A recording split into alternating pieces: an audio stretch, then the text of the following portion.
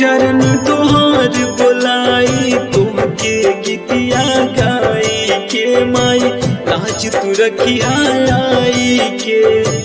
पूज चरण तोहार बोलाई तुमके गीतिया गाई के माई लाज तू रखिया आई के।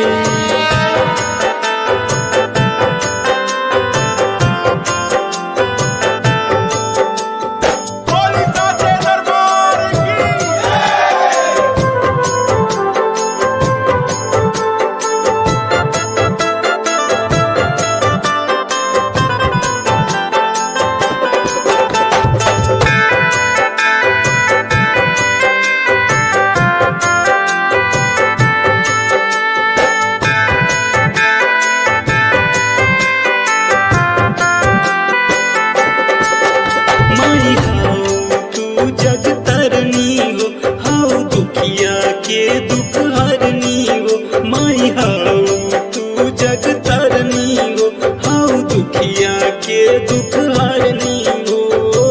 सुनिला हमर गुहार खेवैया बन जा हमरा नाई के माई लाज तू रखिया आई के।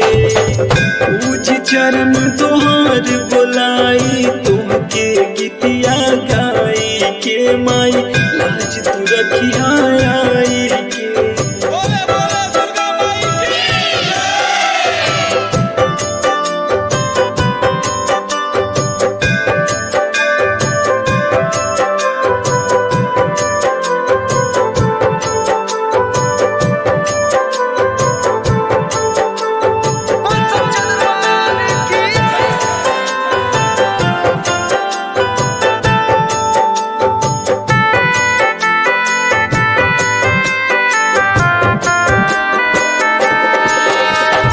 तुमसे आस लगावई हो तुहरा में सब सुख पावई हो, सब तुमसे आस लगावई हो तुहरा में सब सुख पावई हो। महिमा परम पार बटोरई तोहरो गुणवा गाई के माई लाज तू रखिया आई के। पूज चरण तोहार बोलाई तुमके गीतिया गाई के माई लाज तू रखिया आई के।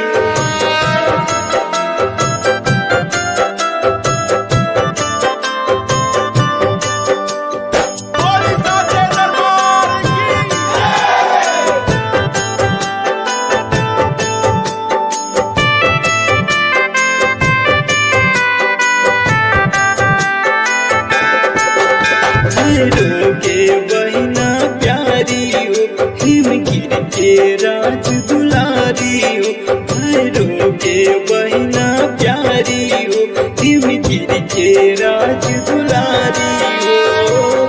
शिव बिहारी मानई तोहरे आगे शीश झुकाई के माई लाज तू रखिया आई के।